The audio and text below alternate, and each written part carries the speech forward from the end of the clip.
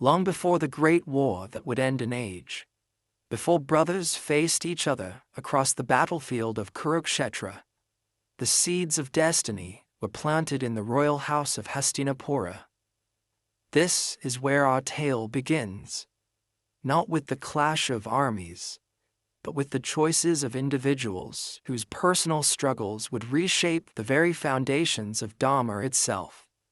The Kuru dynasty had ruled the fertile plains of northern Bharatavarsha for generations, their capital city of Hastinapura standing proud beside the sacred Ganga.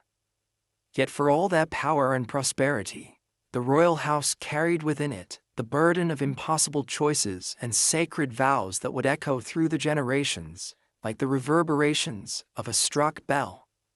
Among the princes of this ancient line, none was more noble or more tragic than the one who would come to be known as Bhishma. Born as Devavrata to Shantanu and the river goddess Ganga herself, he possessed strength that could humble gods and wisdom that could illuminate the darkest moral complexities. His very name meant one who takes a terrible vow, though that destiny lay hidden in the future when he first drew breath. Shantanu ruled with justice and compassion, beloved by his subjects and favored by the gods. The monarch had known celestial love. His marriage to Ganga had blessed him with 8 sons, though 7 had been taken by the river goddess immediately after birth, leaving only Devavrata. The boy grew into a warrior without peer, trained by the greatest masters, versed in every branch of knowledge, seemingly destined to inherit a glorious throne. But the heart wants what it wants, and even rulers are not immune to love's sudden arrows. During a hunting expedition along the Yamuna's banks, Shantanu encountered Satyavati, daughter of a fisherman, whose beauty struck him like lightning from a clear sky. Her dark eyes held depths that rivaled the sacred rivers, and her grace moved with the rhythm of the eternal dance. The sovereign, though advanced in years, found himself utterly captivated. Yet when Shantanu approached her sire seeking her hand, he met with an unexpected condition. The fisherman, though humble in station, understood the value of what he possessed. "Great monarch," he said, "my daughter's beauty is matched only by her virtue. But if she is to become your queen, her son must inherit your throne. I will not see her children made subordinate to any other." The demand pierced Shantanu's heart like a spear. How could he disinherit Devavrata, his beloved son, fruit of celestial union, heir to generations of royal blood? Yet how could he abandon this love that had awakened in him a joy he thought lost forever? Torn between duty and desire, the ruler retreated to his palace, falling into a melancholy so profound that the very flowers in his garden seemed to wilt in sympathy.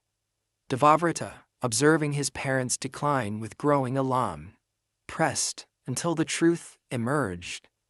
When he learned of the fisherman's condition, the prince felt the weight of an impossible choice settling upon his shoulders like a mountain. Here was the man who had given him life, love, and every opportunity to flourish, now withering away for want of happiness. Here was his own birthright, earned through lineage and merit, the crown that represented duty to the kingdom and the ancestors. What followed would be remembered as one of the most selfless acts in the annals of human history. Devavrata sought out the fisherman and, in the presence of gods and men, made not one vow, but 2. First, he renounced all claim to the throne of Hastinapura, declaring that Satyavati's sons would rule after Shantanu. But the fisherman, his mind sharp as any courtier's, raised another concern.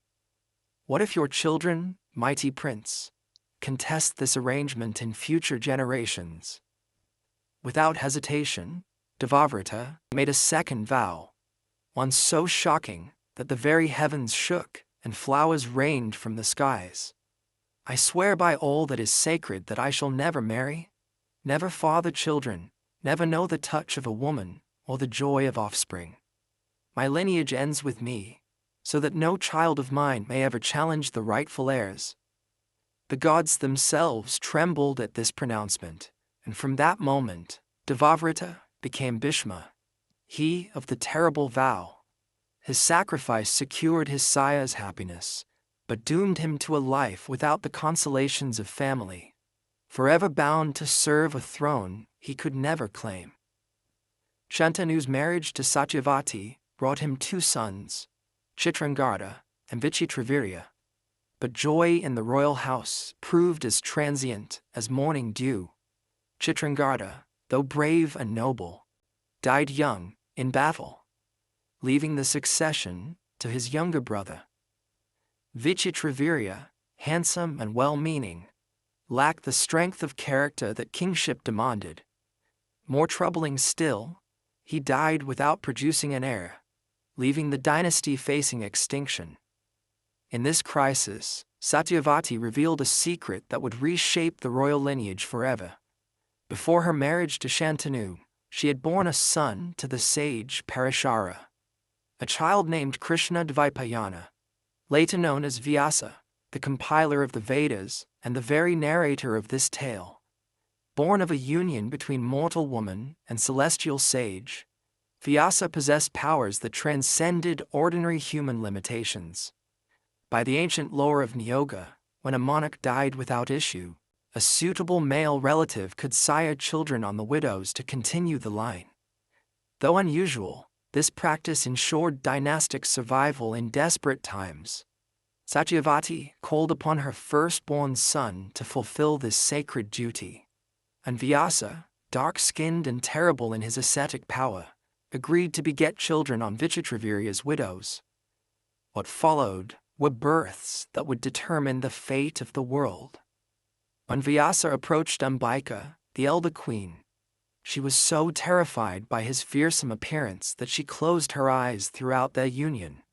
Her son, born blind, was named Dhritarashtra, he whose kingdom is held firmly. Despite his blindness, the child possessed the strength of 10,000 elephants and a mind sharp as any blade. The younger queen, Ambalika, though she kept her eyes open, grew pale with fear during her encounter with the sage. Her son, born with the pallor of fear still marking his skin, was named the Pale One. Yet what he lacked in coloring, he made up for in other virtues. He became a mighty archer, a just ruler, and a conqueror of kingdoms. Satyavati, concerned about the circumstances of these births, convinced the queens to summon Vyasa once more. But when the time came, Ambika, still traumatized by her previous experience, sent her maid in her place. This serving woman, neither royal nor afraid, received the sage with proper respect and reverence. Her son, born dark like his sire but brilliant in wisdom, was named Vidura. Though born of a servant, his insight and counsel would prove invaluable to the royal house. Thus were born the 3 pillars of the next generation.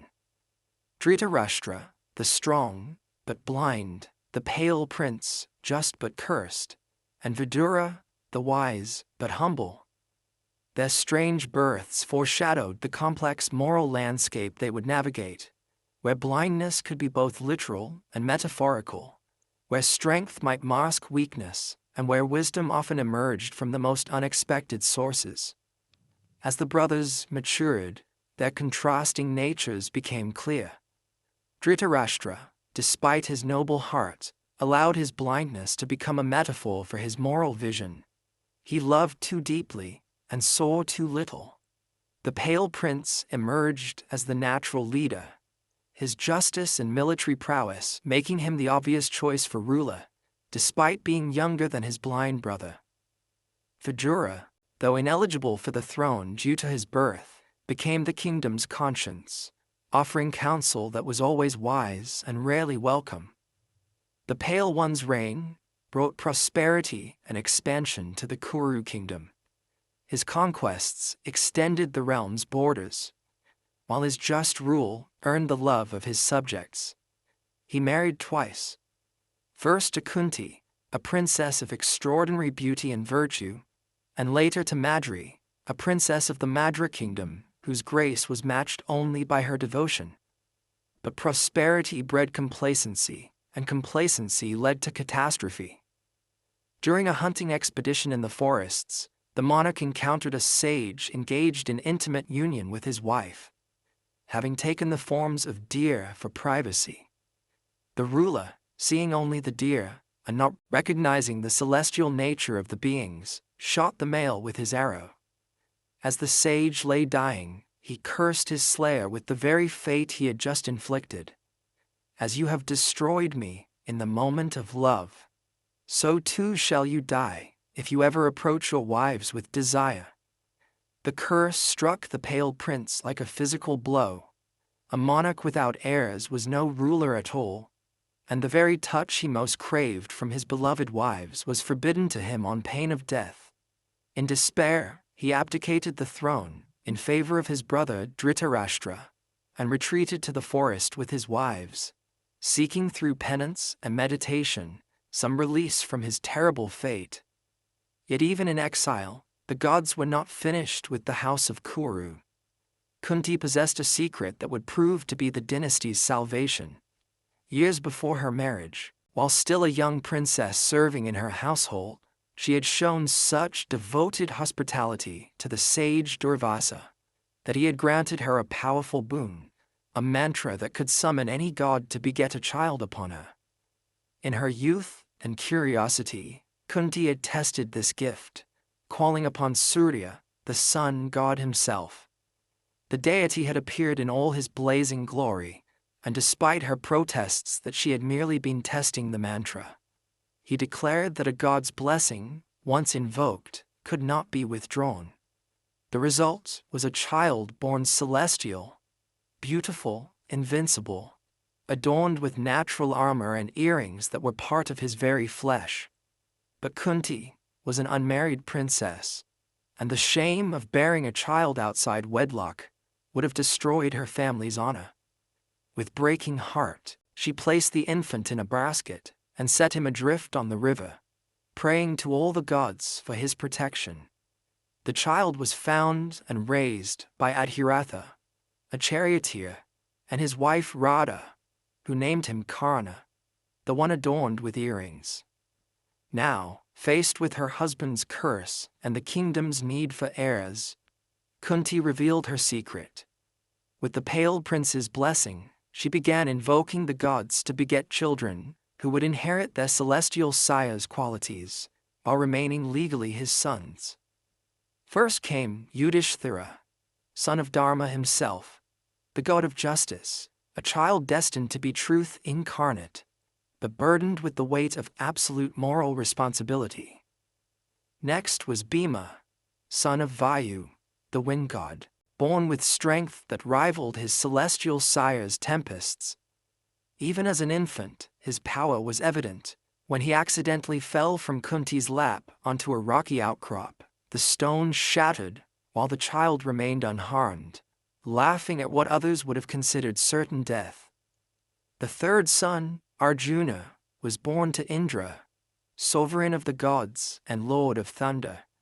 From birth, he was marked for greatness as a warrior, his progenitor's own prowess with celestial weapons flowing in his veins. But more than martial skill, Arjuna inherited Indra's complex nature, capable of supreme focus and devastating doubt, of heavenly glory and human weakness. Marjorie, seeing the miraculous sons granted to her co-wife, begged to share in this blessing. Kunti, in a moment of generosity that she would later regret, shared the mantra with her. Marjorie used it to invoke the Ashvins, the celestial twins who were the physicians of the gods. She bore twin sons, Nakula and Sahadeva, beautiful as their heavenly progenitors, and gifted with knowledge of horses and hidden things respectively. These 5 boys, born of gods but raised as brothers, grew up in the forest under their guardian's watchful eye. They learned not just the arts of war and statecraft, but also the deeper lessons of Dharma that only those who had suffered could truly understand. The pale prince, though denied the physical love of his wives, found in these celestial children a joy that transcended earthly pleasures. Yet even the most vigilant guard against destiny will eventually falter. After years of ascetic discipline, watching the dawn break over the Himalayan peaks where they had made their home, the exiled monarch felt the weight of his celibacy pressing upon him like a mountain. Madri, his younger wife, moved with such grace that morning, tending the sacred fire as the golden light caught her silhouette. That desire overwhelmed duty. In a moment of weakness that was profoundly human, the Pale One approached his beloved wife. The curse, patient as time itself, struck instantly. Even as they embraced, death claimed the ruler, leaving Madri to bear the burden of having been both the object of love and the instrument of doom. Unable to live with the guilt of having caused her husband's death, Madri chose to join him on his funeral pyre, leaving her twin sons to be raised by Kunti. Thus the 5 Pandava brothers, Yudhishthira, Bhima, Arjuna, Nakula, and Sahadeva, lost both parents in a single day, inheriting not just celestial heritage, but also the bitter knowledge that love and duty do not always align. Meanwhile, in Hastinapura, Dhritarashtra had ruled as regent, expecting that his brother would eventually return. His own wife, the ambitious Gandhari, had chosen to blindfold herself permanently in sympathy with her husband's condition, a gesture of devotion that was also a mark of the moral blindness that would plague their lineage. When Gandhari learned she was pregnant, jealousy of Kunti's celestial sons led her to seek her own miracle. After an unnaturally long pregnancy of 2 years, Gandhari's womb finally yielded not a child, but a mass of flesh. Vyasa, summoned to deal with this crisis, divided the mass into 101 pieces, each of which grew into a child when placed in vessels of clarified butter. 100 sons and 1 daughter emerged from this strange birth. The Kauravas, led by their eldest, Duryodhana, whose very name meant difficult to conquer.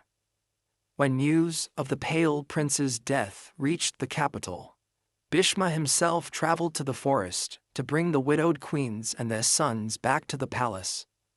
The sight of the 5 boys, noble Yudhishthira, with truth shining in his eyes, powerful Bhima, whose very presence seemed to disturb the air around him, graceful Arjuna, already showing the archer's keen gaze, and the beautiful twins, Nakula and Sahadeva, filled the old regent's heart with both joy and foreboding. These children of gods walked among mortals, but they were still children, still vulnerable to the jealousies and ambitions that plagued human hearts. As their procession approached Hastinapura, the citizens lined the roads, throwing flowers and calling blessings. But in the palace, Duryodhana watched from a high window, his heart already darkening with the resentment that would eventually consume the world. The stage was set for a drama that would span generations. In the halls of Hastinapura, children destined to be heroes and villains played together, unaware that their games were rehearsals for conflicts that would shake the foundations of righteousness itself. The blind sovereign loved all the children as his own, but his blindness extended beyond the physical. He could not see how his favoritism toward his own sons was nurturing the very seeds of destruction. Vidura, ever wise, watched these developments with growing unease. He could see the patterns forming like storm clouds on a clear horizon. The celestial children bore the mark of destiny, while the Kaurava princes, born of strange magic rather than heavenly blessing, seemed driven by earthly ambitions that recognized no limits.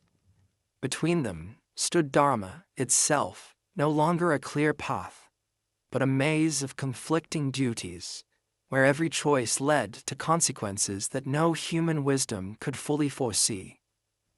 Thus were sown the seeds that would grow into the Great War, in a palace where blind love competed with clear sight, where celestial heritage wrestled with human ambition, and where the very meaning of righteousness would be tested in fires that would either purify or destroy everything they touched. The children played on, innocent of their destiny, while their elders watched and wondered which choices might yet avert the catastrophe that seemed to draw closer with each passing day. The return to Hastinapura marked the beginning of a new chapter in the ancient dynasty's history.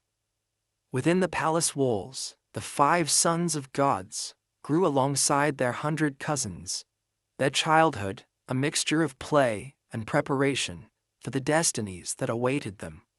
Yet even in these early years, the fault lines that would eventually tear the realm apart were already beginning to show. Bhishma, now serving as the eldest statesman of the dynasty, took upon himself the education of all the royal children. The palace became a vast training ground where the arts of war and peace were taught with equal dedication. Masters of every discipline arrived from across the known world to share their knowledge with these young heirs, each carrying within them the potential to reshape the world. The differences between the cousins became apparent almost immediately. The Pandava brothers, marked by their celestial heritage, excelled in ways that transcended ordinary human capability. Yudhishthira absorbed lessons in statecraft and justice with an intensity that bordered on obsession, as if the very concept of righteousness flowed in his veins. Bhima's physical training sessions left practice weapons shattered and sparring partners nursing bruises that would last for weeks. The master archer's focus during instruction was so complete that he entered another realm entirely, one where only he and his target existed. The twins, Nakula and Sahadeva, showed aptitudes that reflected their celestial lineage. Nakula possessed an almost supernatural understanding of horses, able to communicate with the animals in ways that amazed even the most experienced stable masters. Sahadeva demonstrated an uncanny ability to perceive hidden truths, often knowing things he had no earthly way of learning. Among the Kaurava brothers, the eldest emerged as their natural leader, not through any supernatural gifts, but through sheer force of personality and an intelligence that was both sharp and cunning. His strength rivaled Bhima's, though it was earned through relentless training rather than inherited from the wind god. More importantly, he possessed a charisma that drew others to his cause, an ability to inspire a loyalty that would serve his ambitions well in the years to come. Yet with each passing day, the disparity between the cousins became more pronounced, and with it grew a resentment that no amount of family affection could fully mask. The Kaurava leader watched as praise was heaped upon his cousins for achievements that came to them as naturally as breathing, while his own accomplishments, hard-won through effort and determination, appeared to pale in comparison. The first great teacher to arrive in Hastinapura was Kripacharya, a master of weapons who had been found as an infant among the reeds by the river. His knowledge of warfare was comprehensive, but it was his ability to see the character of his students that made him truly valuable. Under his guidance, the princes learned not just how to wield weapons, but when and why they should be used. However, it was the arrival of Dronakarya that truly transformed the martial education of the princes. Drona had been born from a pot, the son of the sage Bharadvaja, and his mastery of weapons was legendary. His friendship with Drupada, a prince who had promised to share his kingdom when he became ruler, had ended in humiliation when Drupada, crowned as sovereign of Panchala, had spurned his childhood companion as beneath his notice. Driven by this insult and the need to provide for his family, the weapons master had come to Hastinapura, seeking the position of instructor. His demonstration of skill was so extraordinary that Bhishma immediately appointed the man as the guru of all the royal children. But the teacher harbored a secret purpose. He intended to use his royal students to gain revenge against his former friend, a goal that would have far-reaching consequences for the entire realm. Under this demanding tutelage, the martial abilities of the students flourished. The instructor was exacting but fair, pushing each pupil to excel in their chosen disciplines. Yudhishthira became proficient with the spear, Bhima mastered the mace with devastating effect, and the twins developed skills with sword and shield that made them formidable opponents. But it was the master archer who truly captured the instructor's attention and affection. The young warrior's dedication to his craft was absolute. He practiced in darkness to improve his night shooting. He learned to fire arrows by sound alone. And he demonstrated an ability to focus that impressed even his divine-born brothers. The weapons master began to teach his favored students secrets of warfare that he shared with no other pupil, including the use of celestial weapons that could devastate entire armies. This favoritism did not go unnoticed by the other students, particularly the Kaurava leader, who began to see in this preference yet another example of how the Pandavas were destined to eclipse the rest of the royal children in every arena. The seeds of jealousy, already planted by the circumstances of their births, began to grow into something darker and more dangerous. The tension between the cousins reached its first crisis during what should have been a celebration. The weapons master had organized a tournament to display the skills of his students, inviting the entire court and citizenry of Hastinapura to witness the prowess of the young warriors. The arena was magnificent, decorated with silk banners, and filled with the flower of the nobility. Each student demonstrated their particular skills to the applause of the crowd.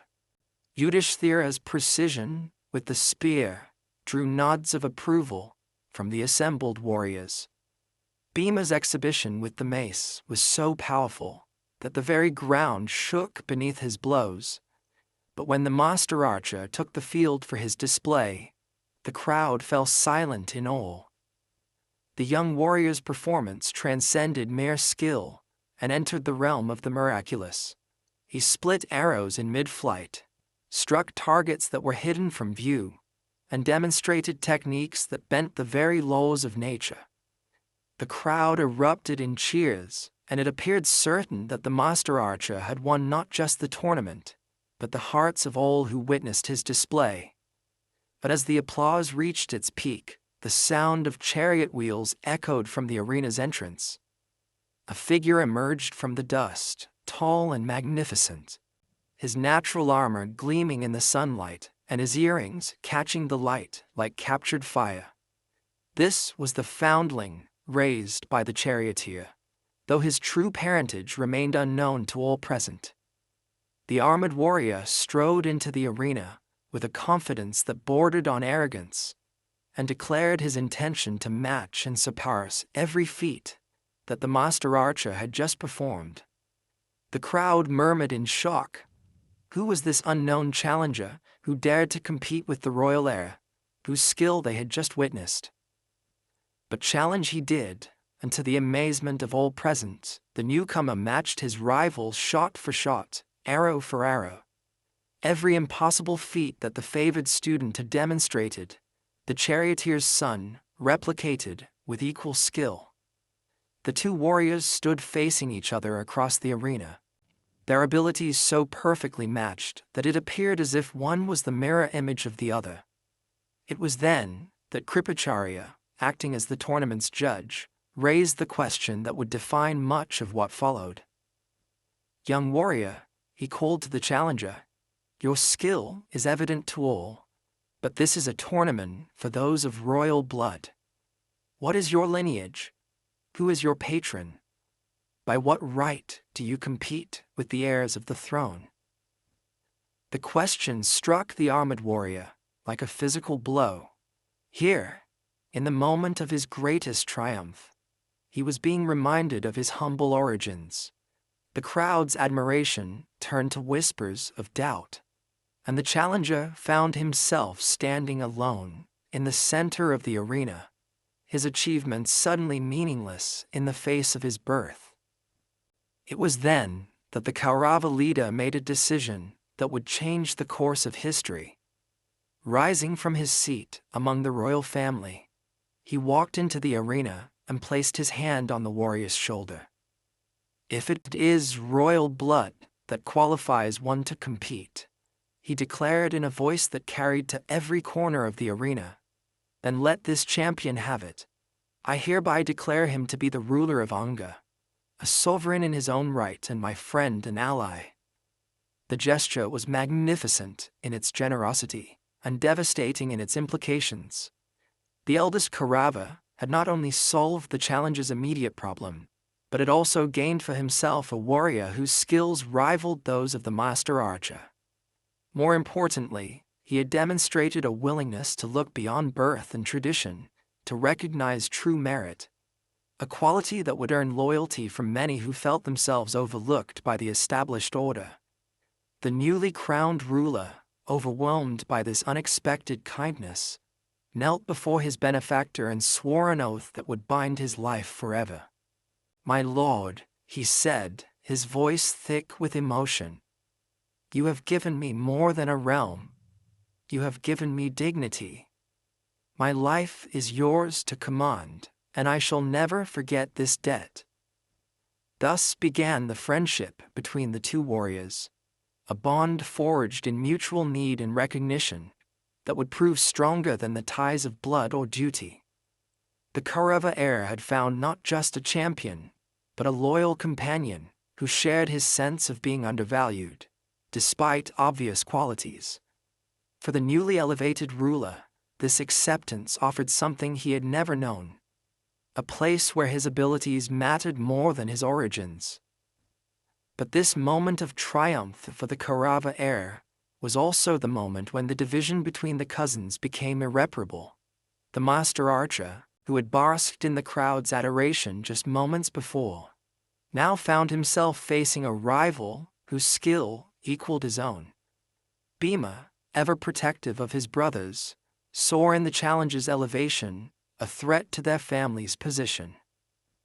Yudhishthira, though he understood the justice of the gesture, recognized that it had shifted the balance of power in ways that might prove dangerous. As the tournament concluded and the crowd dispersed, the royal children returned to the palace changed. The easy camaraderie of their childhood had been replaced by something more complex and potentially dangerous. Lines had been drawn, alliances had been formed, and the first moves in a game that would consume them all had been played. In the days that followed, the implications of the tournament began to manifest in countless small ways.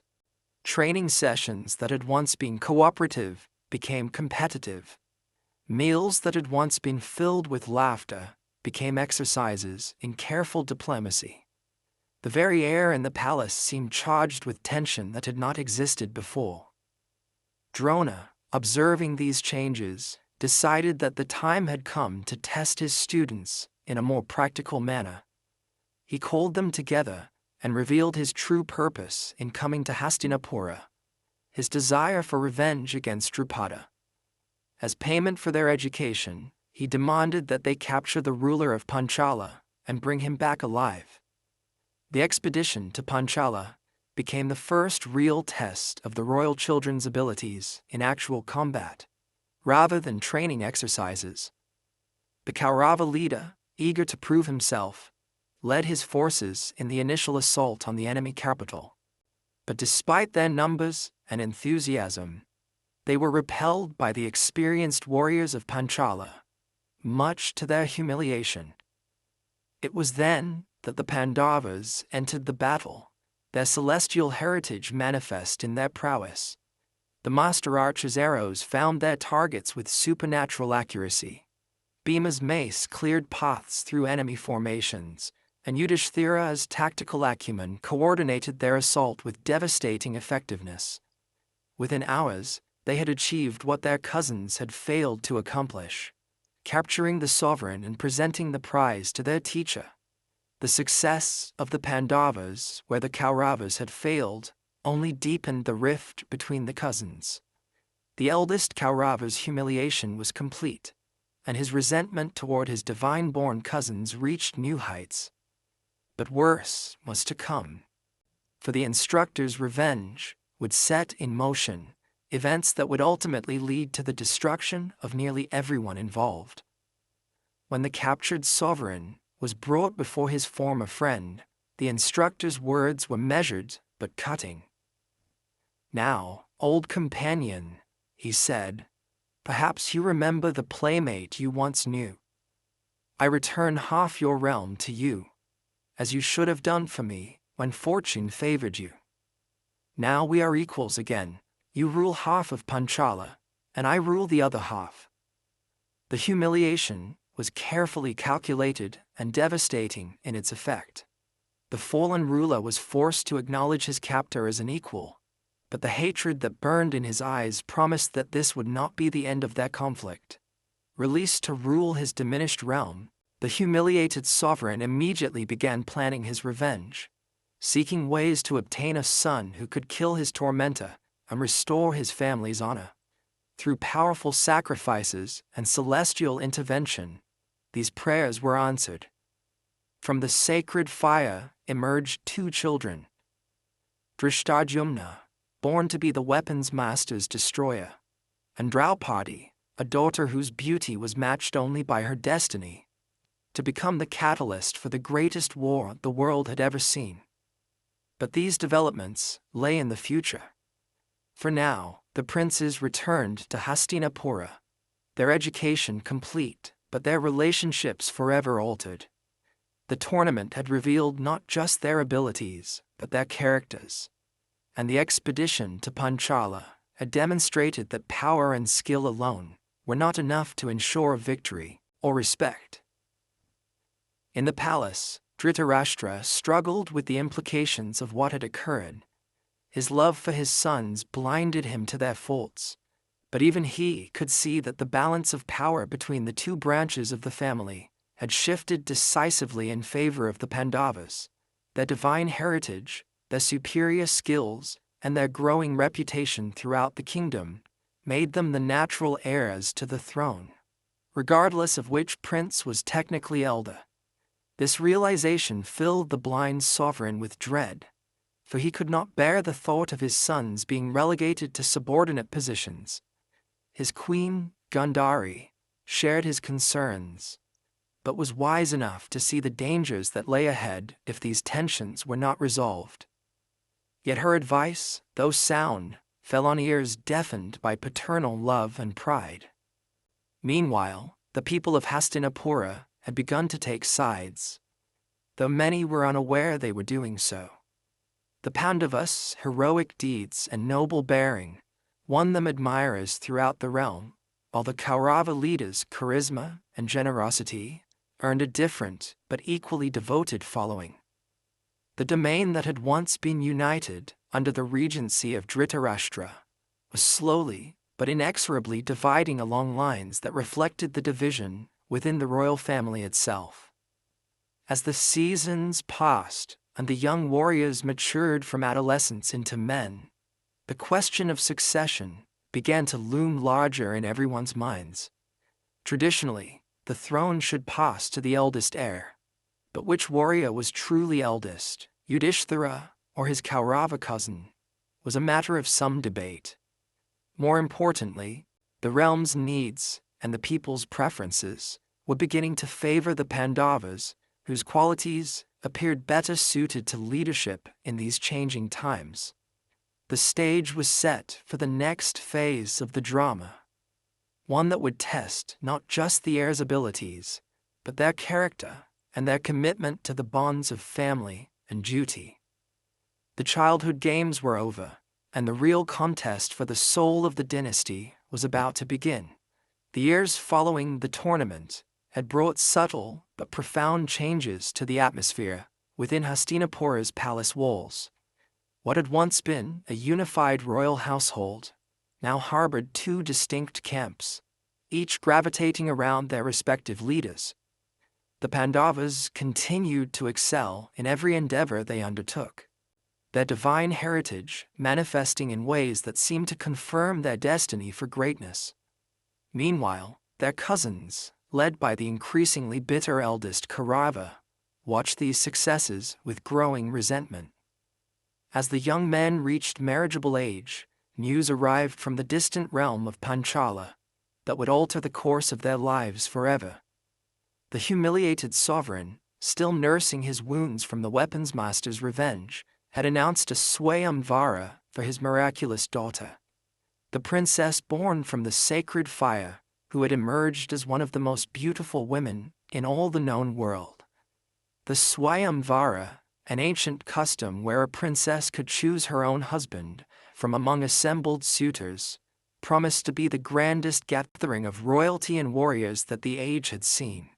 But this would be no ordinary bride-choosing ceremony. The challenge set by the father was so difficult that most believed it impossible. A massive bow that required tremendous strength merely to string, and a target so small and positioned so high that only an archer of supernatural skill could hope to strike it. Word of this challenge spread like wildfire throughout the land, reaching every palace and warrior's hole. For the young men of Hastinapura, it represented both opportunity and test. Success would bring not only a bride of incomparable beauty, but also alliance with Panchala, one of the most powerful realms. Failure would mean public humiliation before the assembled nobility of the world. The Pandavas, having completed their education under the weapons master, decided to attend the Swayamvara, not as representatives of their royal house, but in disguise. Recent events in the palace had made that position increasingly precarious, and they felt it wise to test the wider world's reception before revealing their intentions fully. Disguised as wandering Brahmins, holy men devoted to learning and spirituality, they made their way to Panchala, accompanied by their mother, Kunti. The journey itself proved to be as transformative as their destination. Traveling on foot through forests and villages, sleeping under the stars, and depending on the hospitality of common people, the brothers gained insights into the lives of their future subjects that palace walls could never have provided. They encountered sages whose wisdom transcended worldly concerns, witnessed the struggles of farmers whose lives depended on the whims of weather and fortune, and saw how ordinary people dealt with the fundamental questions of duty and righteousness that would later challenge them in far more complex forms. During one particularly significant encounter, they met an elderly sage named Vyasa, the very same mysterious figure who had sired their fathers and who served as the cosmic narrator of their entire story. Though they did not fully understand his true nature, his words carried weight that seemed to resonate in their souls. He spoke to them of the nature of Dharma, explaining how righteousness was not a simple set of rules to be followed, but a living principle that required constant interpretation and reinterpretation based on circumstances. The path of righteousness, the sage told them as they sat around a small fire in a forest clearing, is not always the path that appears most righteous to others. Sometimes duty demands actions that seem to contradict duty itself. The greatest warriors are not those who never face moral dilemmas, but those who navigate them with wisdom and courage, accepting the consequences of their choices without losing sight of their ultimate purpose. These words would prove prophetic in ways none of them could imagine at the time. But for now, they were simply young men on an adventure, their spirits light despite the serious purpose of their journey. The capital of Panchala, when they finally reached it, overwhelmed them with its grandeur. The entire city had been transformed for the Swayamvara, with pavilions and viewing stands constructed to accommodate the thousands of visitors who had come to witness the spectacle. Warriors and kings from every corner of the known world had assembled, each believing himself capable of meeting the impossible challenge. The brothers found lodging in the humble quarters designated for Brahmins and other religious visitors, maintaining their disguise even as they observed the preparations with keen interest. The master archer, in particular, studied the great bow and the elevated target with the analytical eye of one trained in the subtleties of his craft. What others saw as an impossible challenge, he began to understand as a puzzle to be solved through technique and understanding, rather than mere strength. The morning of the Swayamvara dawned clear and bright, with thousands gathering in the great arena that had been constructed for the occasion. The princess herself, whose beauty had been the subject of countless songs and stories, took her place on the elevated platform where she would observe the competition and ultimately make her choice.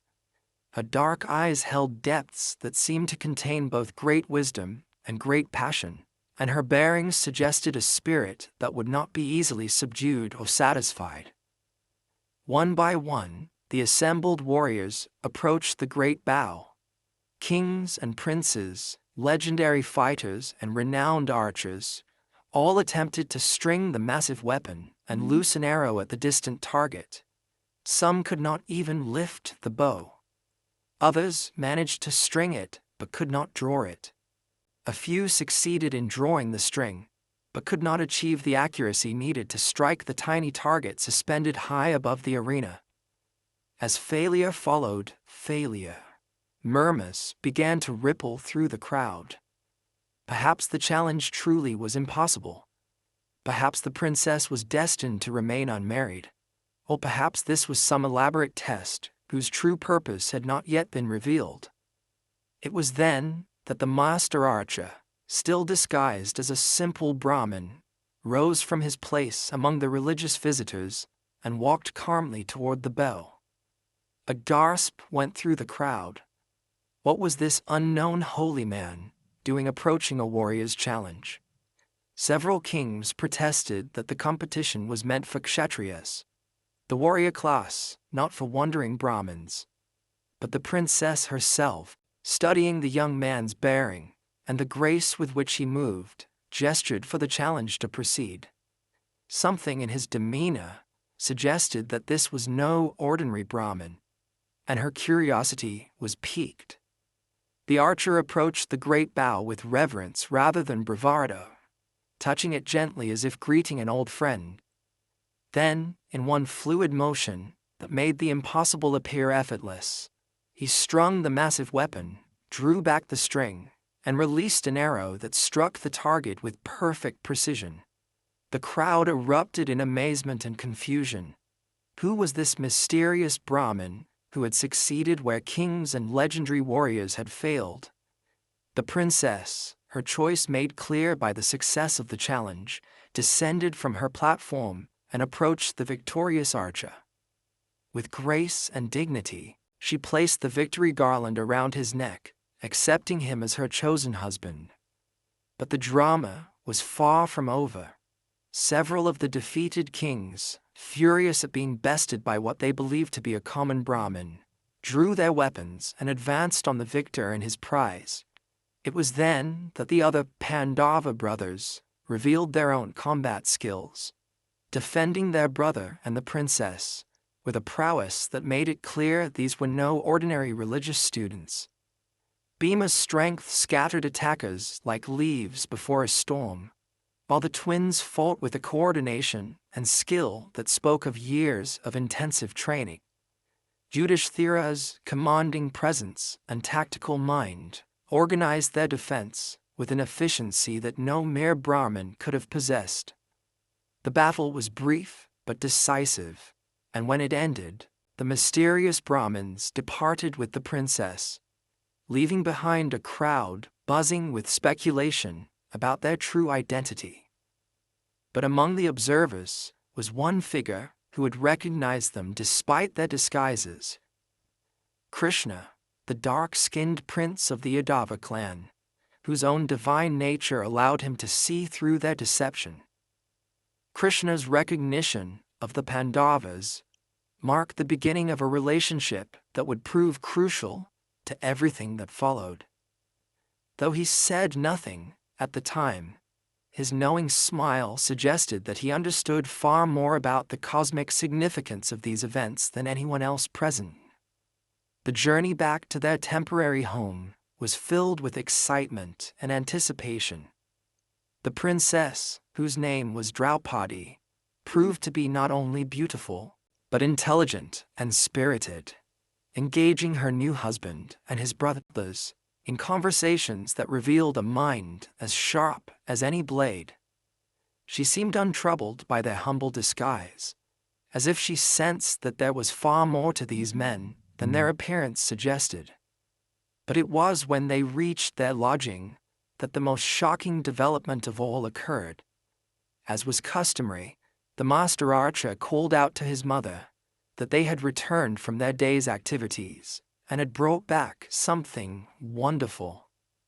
Kunti, without looking up from her tasks and speaking in the tone mothers use when addressing children who have probably found some interesting but ultimately trivial object, replied, "Whatever you have brought, share it equally among all 5 of you."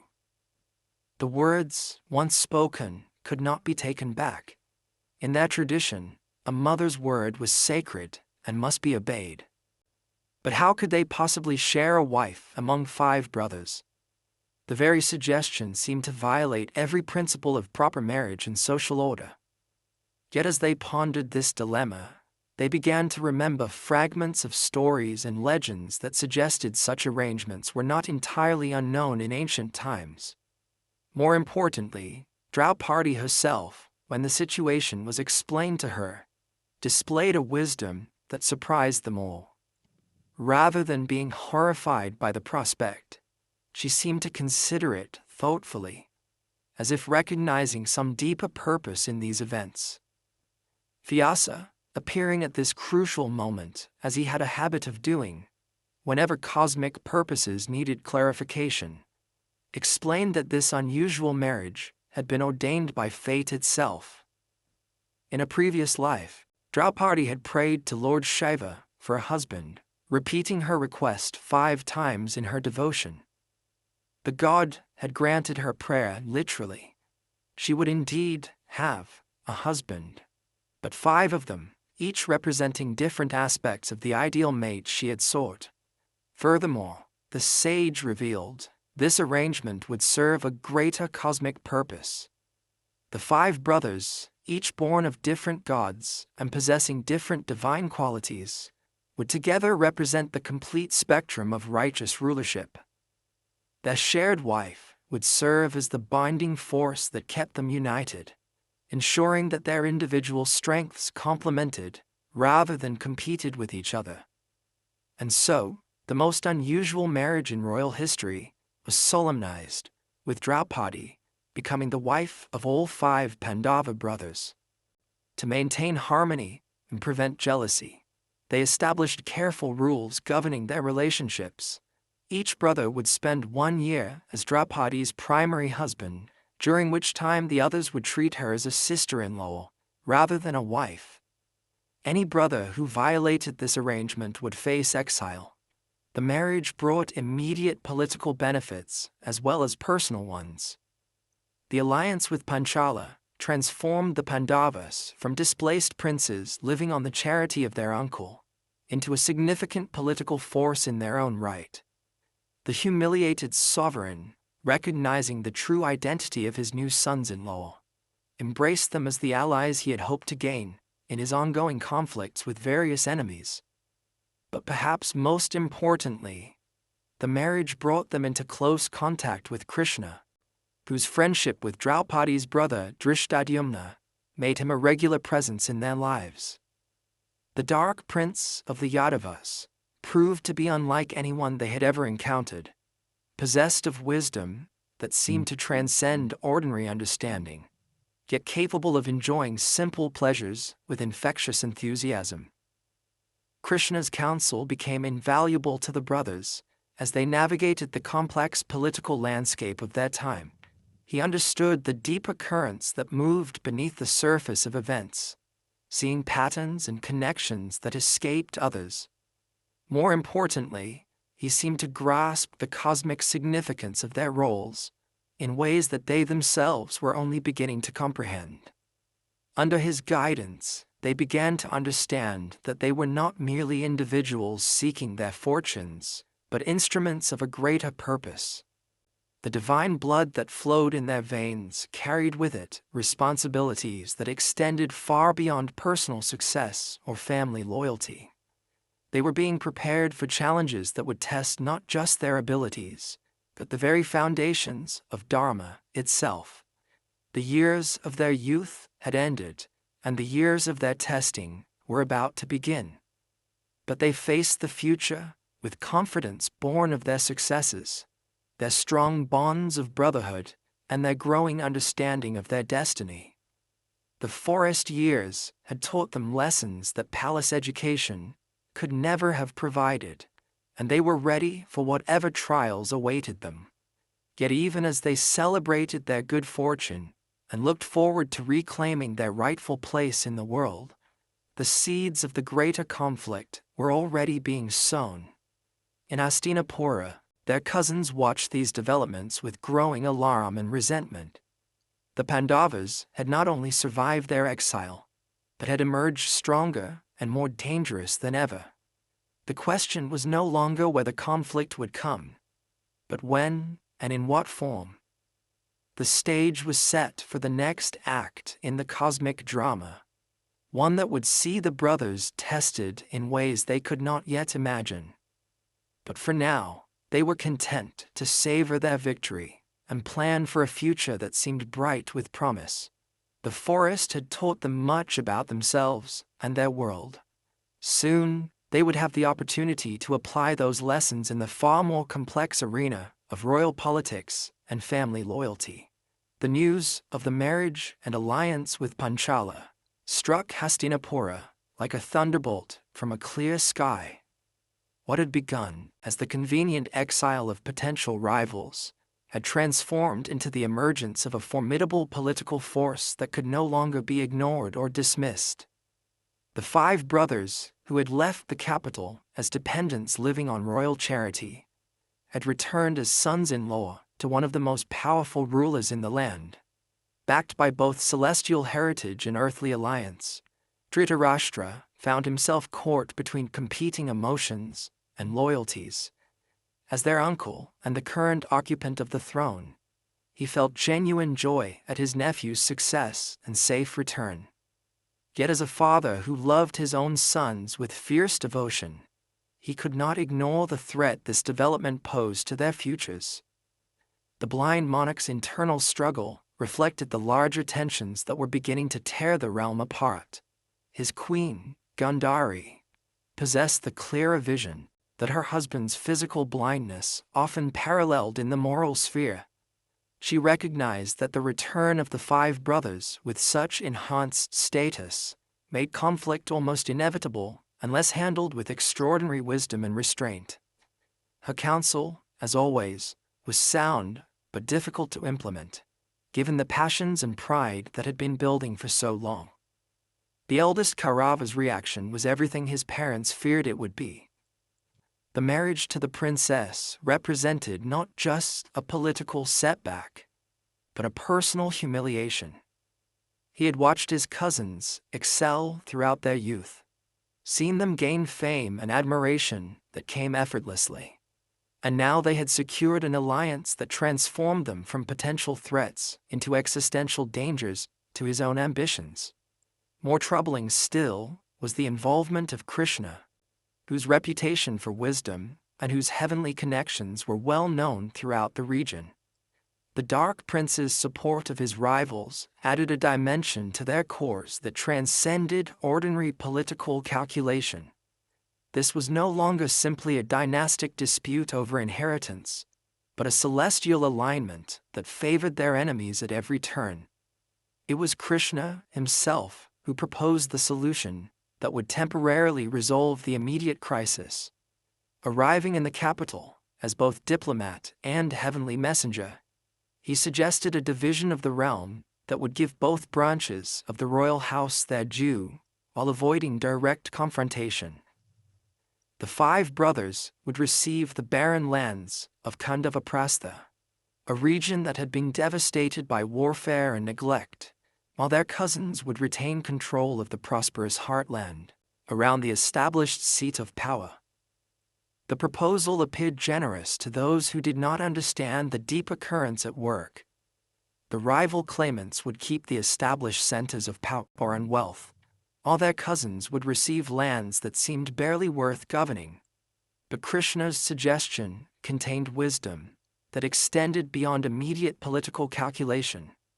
He recognized that the exiled princes possessed exactly the qualities needed to transform wasteland into paradise, while their celestial heritage would ensure that their efforts met with supernatural success.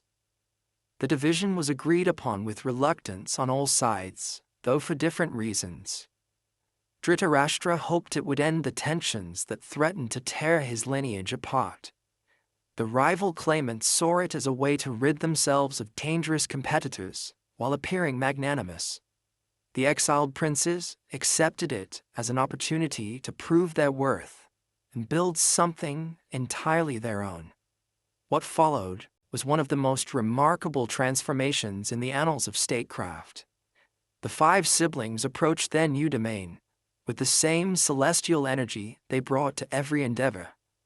But this was no ordinary reclamation project. It was the creation of a new model of governance that would serve as a beacon for the rest of the world. The first challenge was simply making the land habitable.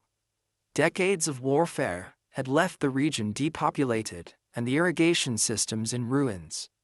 But the exiled rulers possessed advantages that ordinary monarchs lacked. Bhima's strength enabled construction projects that would have required hundreds of workers. The master archer's precision and focus ensured that every effort was directed efficiently toward maximum benefit.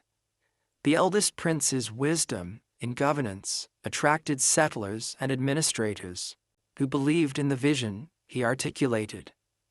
More importantly, they had the guidance of Krishna, whose understanding of both practical statecraft and universal principles ensured that their city would be built on foundations stronger than mere stone and mortar. Under his direction, they planned not just a capital, but a statement about what human society could become when guided by righteousness rather than mere ambition. The city they created became known as Indraprastha, the city of Indra, and its magnificence exceeded anything previously seen in the mortal world. But its true glory lay not in its physical splendor, but in the principles upon which it was founded. Justice was administered with perfect fairness, regardless of social status. Trade flourished under regulations that protected both merchants and customers. The arts and learning were patronized with a generosity that attracted scholars and artists from across the known world. At the heart of this new city stood a palace complex that defied easy description. Working with Maya, a master architect whose skills bordered on the magical, they created a structure that challenged the very boundaries between reality and illusion. Rooms appeared larger than their physical dimensions should have allowed. Walls seemed solid until touched, then revealed themselves to be constructed of air and light. Pools of water appeared so real that visitors would lift their robes to avoid getting wet, only to discover they were walking on crystalline floors that merely resembled liquid. This palace of illusions served both practical and symbolic purposes. On the practical level, it demonstrated the exiled prince's access to knowledge and power that transcended ordinary understanding. Symbolically, it represented the very nature of existence itself, a realm where appearance and reality constantly interacted in ways that challenged conventional understanding. Word of these wonders spread throughout the land, reaching every court and every warrior's hall. Stories told of a city where justice reigned supreme, where the hungry were fed and the dispossessed found refuge, where learning flourished and the arts reached new heights of expression. More disturbing to their rivals were reports of military strength that grew daily as warriors from distant lands came to serve rulers whose reputation for honor and generosity had become legendary. The culmination of their success came with the eldest prince's decision to perform the Rajasuya sacrifice, an ancient ritual that would formally establish him as an emperor, rather than merely a regional ruler. This ceremony required the acknowledgement and participation of other monarchs, effectively forcing them to recognize his supremacy or declare themselves his enemies. The preparations for this ritual were themselves statements of power and righteousness. Delegations were sent to every corner of the known world, carrying not threats but invitations to participate in a celebration of Dharma's triumph. The responses revealed the extent to which their reputation had spread, and the degree to which their model of governance had impressed even potential rivals.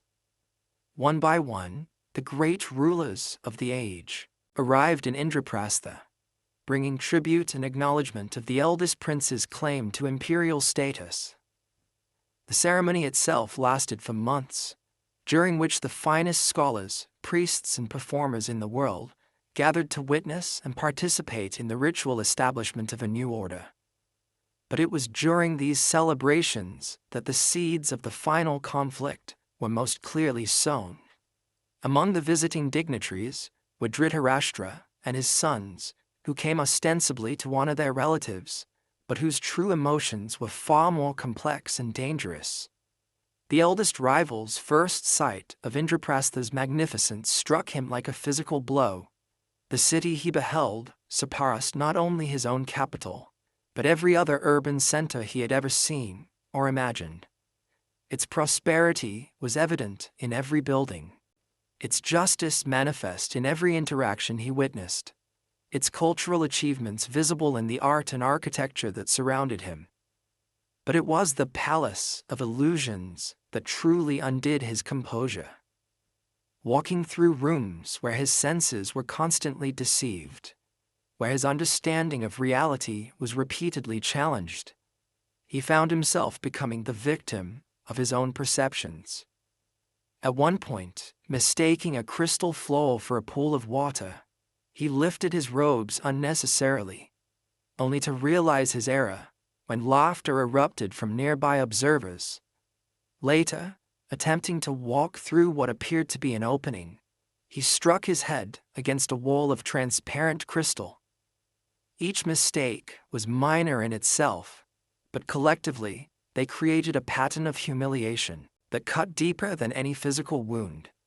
Here, in the palace built by his cousins, he was revealed as confused and diminished, a figure of amusement rather than respect. The laughter that followed his mishaps, particularly when it came from the princess and her companions, burned in his memory like acid. The final humiliation came when he attempted to walk through what appeared to be solid ground, only to plunge waist-deep into a pool that his eyes had not recognized as water. Emerging dripping and mortified while laughter echoed around him, he experienced a moment of rage and shame that would color every subsequent decision he made. The princess's comment, whether real or imagined, that the blind begetting the blind, would echo in his thoughts for decades to come. In that moment, standing in his cousin's palace, surrounded by evidence of their success and his own inadequacy, the last restraints on his jealousy and resentment finally gave way. The return journey to the capital was conducted in ominous silence.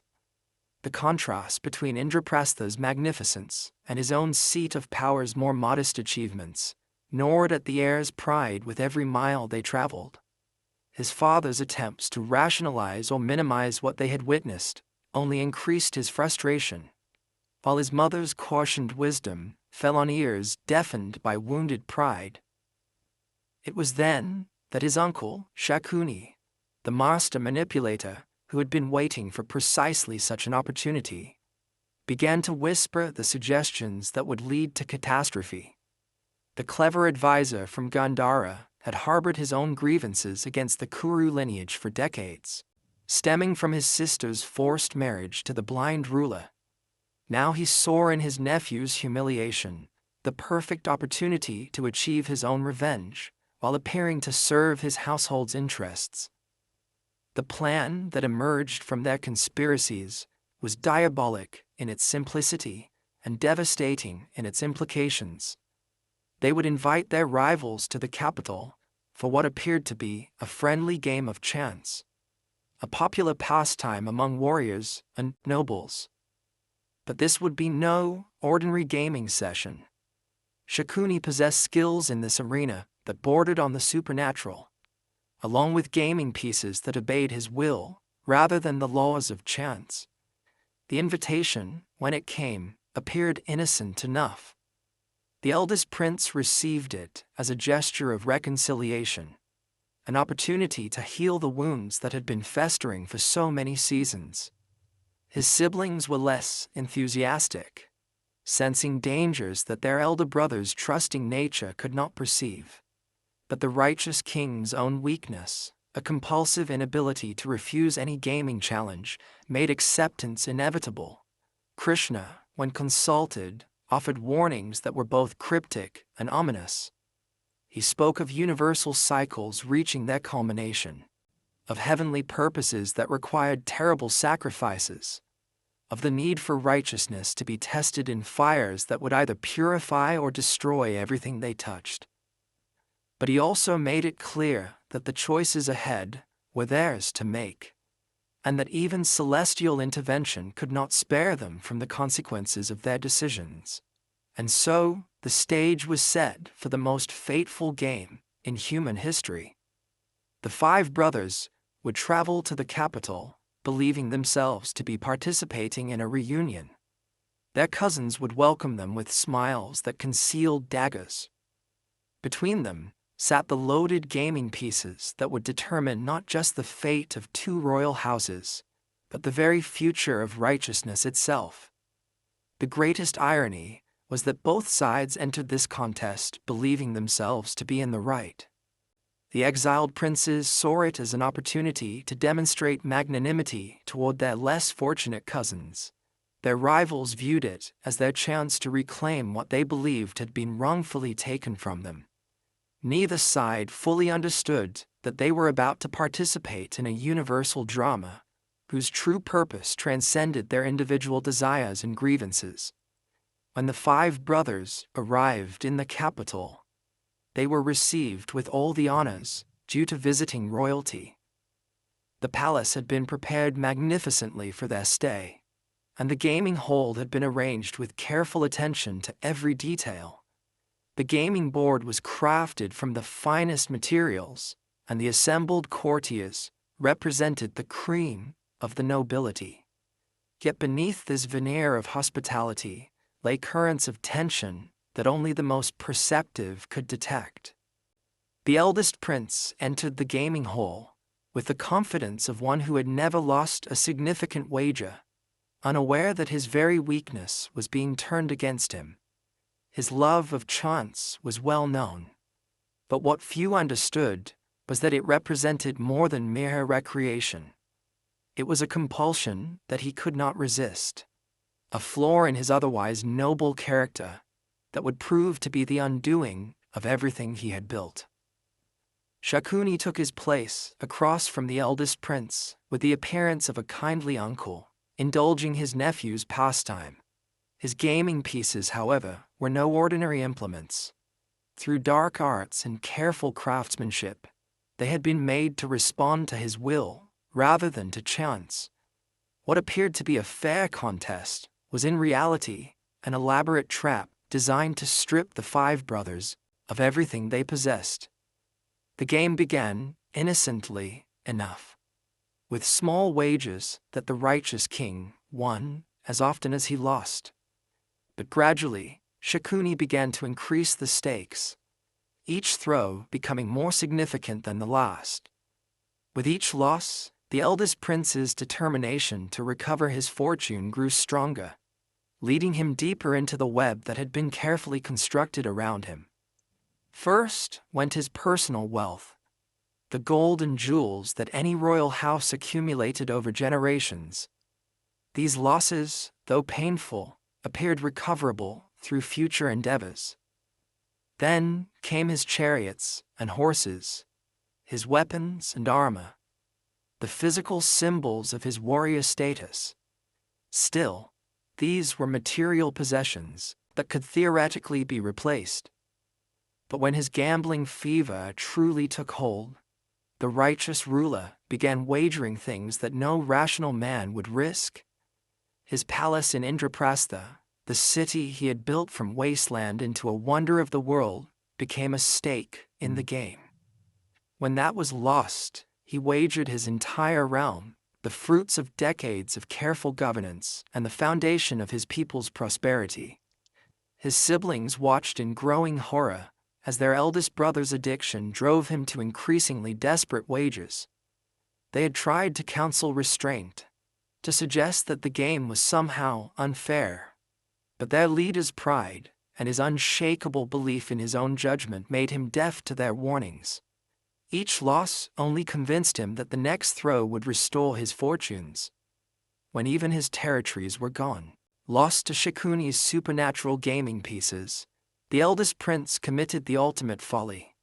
He wagered his siblings, these celestial-born warriors who had stood by him through every trial, who had helped him build his empire and shared in all his triumphs. One by one, he lost them all. First the twins, then Bhima, with his titanic strength, and finally the master archer whose skill had won them that princess herself. The whole fell silent as the implications of these losses became clear. The 5 brothers, who had entered as free men and honored guests, were now technically slaves, their fate subject to the whims of their cousins who had orchestrated their downfall. But the eldest prince's gambling fever had not yet reached its nadir. When Shakuni suggested that he might win everything back with a single throw, the righteous king made the decision that would haunt him for the rest of his life. He wagered himself, staking his own freedom and status on one final cast of the gaming pieces. The throw was made, and like all the others, it was lost. The eldest brother sat in stunned silence as the reality of his situation became clear. He was no longer a ruler or even a free man, but a slave who had gambled away not only his own future, but that of his beloved siblings. It was then that Shakuni delivered the final, devastating blow. "My dear nephew," he said with false sympathy, "you have lost much, but perhaps there is still hope. You have one possession left that might restore your fortunes, your beautiful wife. Will you wager the princess?" The suggestion was so outrageous, so contrary to every principle of honor and decency, that many in the assembly gasped in shock. No civilized man would risk his wife in a game of chance, particularly not a woman of such stature and virtue. But the eldest prince, trapped in the grip of his compulsion, and desperate to recover all that he had lost, agreed to this final, unthinkable wager. The gaming pieces were thrown one last time, and predictably, they fell in Shakuni's favor. The princess, born from fire, the wife of 5 celestial heroes, was now technically the property of their rivals. What followed was one of the most shameful episodes in the entire saga. The eldest rival, drunk with victory and seasons of suppressed resentment, ordered that the princess be brought to the assembly hall to acknowledge her new status as his servant. When she resisted, arguing through messengers that her husband had no right to wager her since he had already lost himself, and therefore possessed nothing to stake, her protests were ignored. Dushasana, the second of the rival brothers, was sent to drag her bodily from her chambers to the assembly hall. He seized her by her hair, the magnificent dark locks that were her crown of beauty, and pulled her before the assembled court, while she was clad only in a single garment. Having been court during her monthly retreat, when women traditionally remained in seclusion, the sight of the proud princess being manhandled in this fashion horrified many of the assembled nobles, but none dared speak out against the ruling house in their own hall. Her eyes blazed with fury and humiliation, as she was forced to stand before the very men who had once paid her tribute and honor. But her humiliation was not yet complete. The victorious heir, seeking to demonstrate his power over his defeated rivals, commanded Dushasana to strip away her remaining garment, to display her naked before the assembly as the ultimate symbol of his enemy's defeat and disgrace. As Dushasana began to pull at her sari, the princess closed her eyes and called upon Krishna with all the devotion in her heart. "O Dark One," she prayed, "protector of the innocent, guardian of righteousness, save me in this hour of desperate need." What happened next transcended the realm of ordinary human experience. As Dushasana pulled away each length of cloth, new fabric appeared to replace it. As if the sari were infinite, he pulled and pulled until he was exhausted. But still the garment continued, protecting her modesty through celestial intervention. The assembly watched in awe and fear as this miracle unfolded before their eyes, a clear sign that the gods themselves were taking notice of these proceedings. Finally, Dushasana collapsed from exhaustion, unable to continue his shameful task, while the princess remained covered and protected by Krishna's grace. But she was far from finished. Standing before the assembly, with all the dignity of her celestial birth, she spoke words that would echo through the ages. "You call yourselves noble warriors," she said, her voice carrying to every corner of the hall. "Yet you sit in silence while a woman is abused in your presence. You claim to follow righteousness, yet you permit injustice to flourish under your very noses. Know this: I will not forget what has happened here today. My hair, which has been defiled by the touch of that wretch, will not be bound again until it is washed in the blood of the one who dared to lay hands upon me." Her words carried the weight of prophecy, and many who heard them felt a chill that had nothing to do with the weather. This was no mere expression of anger, but a curse that would shape the destiny of everyone present. Even as the immediate crisis passed, the damage to the moral fabric of the court was irreparable. Lines had been crossed that should never have been violated, and the consequences would ripple outward like stones thrown into still water. It was then that some of the elder statesmen, horrified by what they had witnessed, began to counsel moderation. Vidura, ever the voice of wisdom, warned that these actions would bring destruction upon the entire lineage. Bhishma, though constrained by his oath of loyalty to the throne, expressed his dismay at the proceedings. Even Dhritarashtra, blind though he was, could sense the universal disturbance that these events had created. Under pressure from these voices of reason, and perhaps sensing that they had pushed matters too far, the victorious claimants agreed to a modified punishment. Rather than remaining as permanent slaves, the defeated princes would be sentenced to 13 periods of exile, 12 to be spent in the forests, living as hermits and ascetics, followed by 1 period of hiding in disguise. If they were discovered during this final stretch, the entire sentence would begin again. The sentence was harsh, but not impossible, and it offered a glimmer of hope for eventual restoration. The 5 brothers accepted it with the dignity that had always characterized their responses to adversity, but their acceptance came with its own implicit promise. They would return, and when they did, the accounts of this day would be settled in full.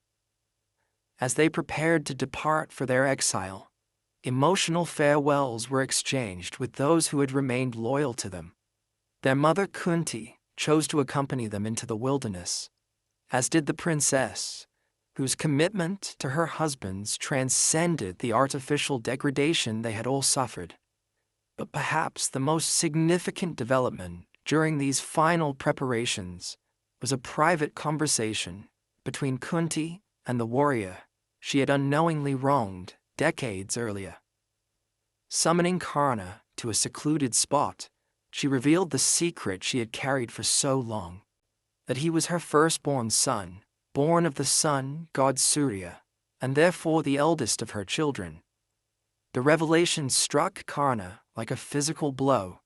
Everything he thought he knew about his identity and his place in the world was suddenly called into question. He was not the charioteer's son, but a prince by birth. Not an outsider seeking acceptance, but a rightful heir to the very throne his closest friends sought to claim. Kunti's purpose in revealing this truth was clear. She hoped to turn him away from his allies and toward his true kin, potentially averting the catastrophic war that increasingly appeared inevitable. "Join your siblings," she pleaded. "Take your rightful place as the eldest heir.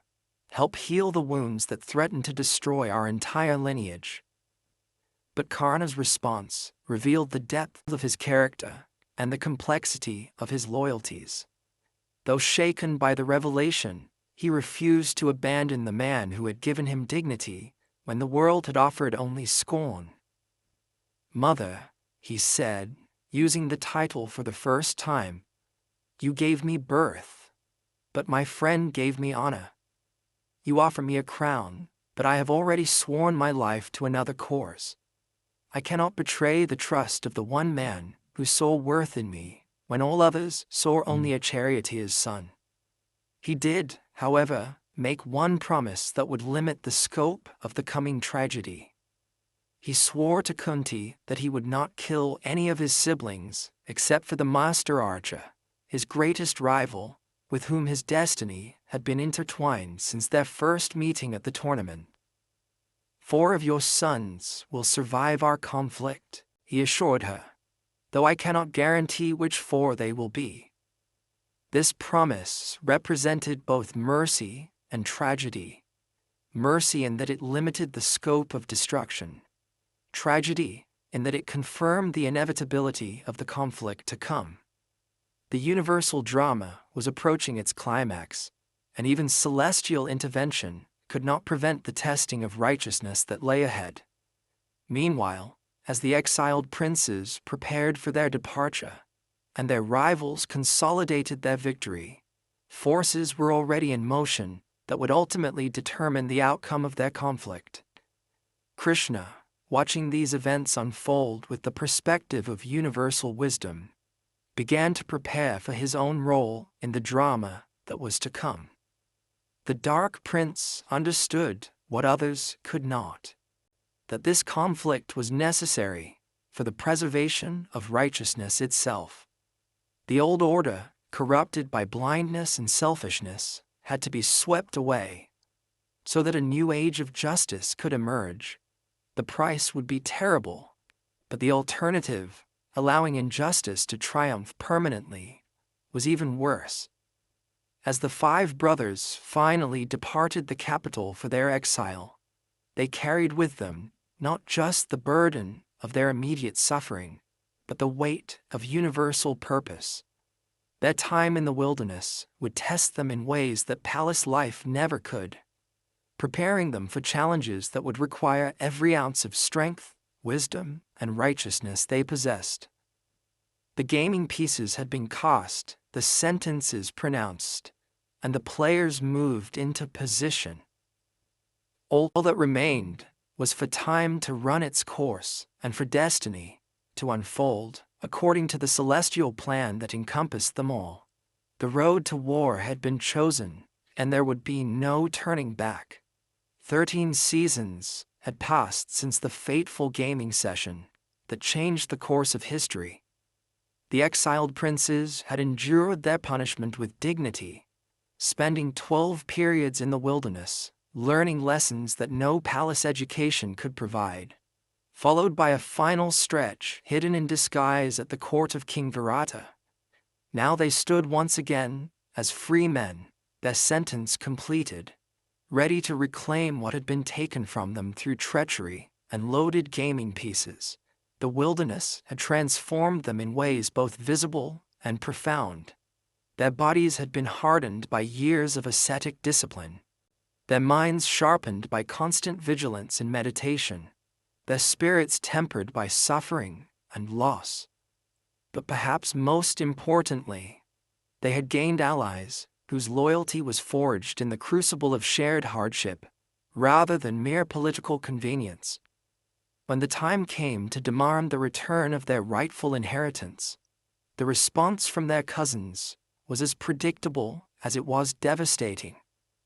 The usurpers, having grown accustomed to ruling the entire realm, refused to return even a village, claiming that the original agreement had been fulfilled by the completion of the exile. The righteous king's reasonable requests for justice met with mocking dismissal, and his appeals to family bonds fell on ears deafened by greed and pride. It was then that the Dark Prince stepped forward to serve as mediator between the warring branches of the royal house. His reputation for wisdom and his connections to both sides made him the natural choice for this crucial mission. But his journey to the capital was undertaken with little hope of success. He understood better than anyone that the cosmic forces now in motion had passed beyond the point where mere diplomacy could alter their course.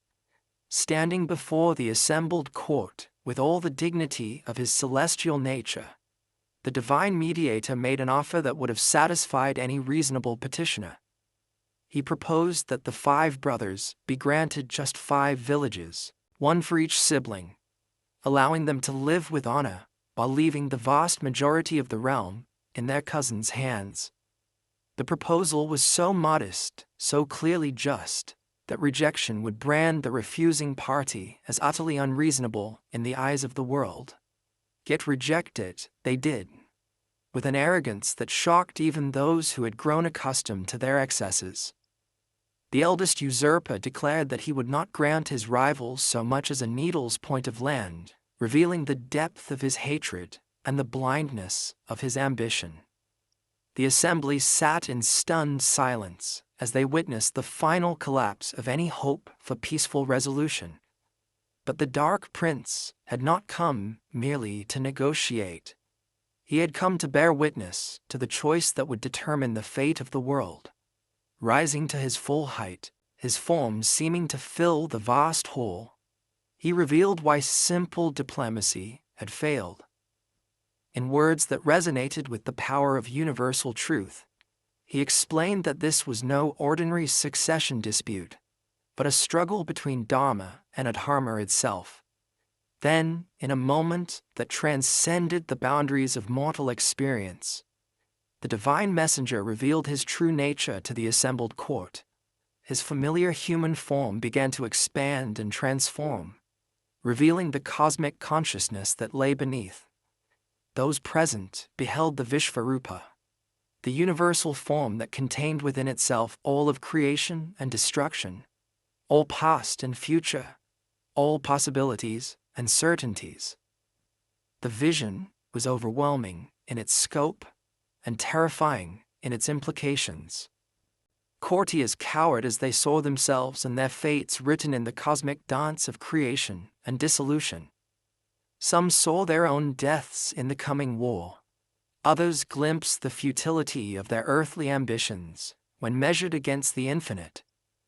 The usurper himself, confronted with this display of ultimate reality, felt his defiance waver for the first time.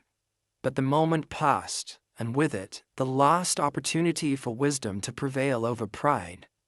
The divine prince resumed his human form, but his message had been delivered with unmistakable clarity. The heavens themselves had chosen sides in this struggle, and those who opposed Dharma would face consequences that extended far beyond their earthly existence. With diplomacy exhausted and war inevitable, Both sides began the grim preparations for combat. But this would be no ordinary dispute between rival claimants to a throne. The alliances that formed transcended regional boundaries and ancient enmities, drawing in fighters and rulers from across the known world. Old friendships were tested, family bonds were strained, and loyalties were divided in ways that would have seemed impossible in more peaceful times. The commanders on both sides understood that this war would be decided not merely by the courage of individual fighters, but by the wisdom of alliances and the loyalty of friends. The Divine Prince, though he had pledged not to take up weapons himself, offered his support to whichever side desired it more greatly. When given the choice between his council as advisor or his mighty army as fighters, the exiled prince chose wisdom over strength, while his rivals eagerly claimed the military force for themselves. The gathering of armies transformed the landscape itself. From every direction, soldiers converged on the chosen battlefield, the sacred plain of Kurukshetra, where Dharma would be tested in the crucible of combat. Elephants trumpeted, horses whinnied, and the metallic ring of weapons being sharpened filled the air. The very earth groaned under the weight of so many fighters gathered in one place. Among the legendary fighters who took the field were names that would echo through history. The Grand Sire Bhishma, bound by his ancient oath to serve the throne, reluctantly took command of the usurper's forces despite his sympathy for the righteous cause. The weapons instructor Drona, seeking to fulfill obligations to his royal students, aligned himself with those who had given him position and status. Karna, the sun-born champion, whose true parentage remained hidden, stood ready to prove his loyalty to the friend who had elevated him from obscurity. On the other side, gathered those who fought for justice rather than mere political advantage. The five brothers themselves, each a specialist in his chosen discipline, led forces that included not only their Panchala allies, but soldiers from distant lands who had been drawn by their reputation for honor. The sight of these two great armies, facing each other across the plain, was enough to make even veteran fighters pause in recognition of the magnitude of what was about to unfold. But perhaps no fighter faced a greater internal struggle than the archer himself. As dawn broke on the first day of combat, revealing the full scope of the assembled forces, he found himself confronting a moral crisis that threatened to paralyze him completely. Looking across the field, he saw not enemies, but teachers who had shaped his youth, cousins who had shared his childhood, and elders whom duty commanded him to revere. The weight of what was about to happen struck him with devastating force. This was not some abstract struggle between good and evil, but a family war that would destroy the very foundations of the world he had known. Victory would mean the death of beloved teachers, the slaughter of childhood companions, and the end of an entire way of life. Even the throne itself appeared a poor prize when measured against such losses. Overwhelmed by the magnitude of these realizations, the archer sank to the floor of his chariot, his magnificent bow slipping from nerveless fingers. "I cannot fight," he declared to his charioteer, who happened to be the Divine Prince himself.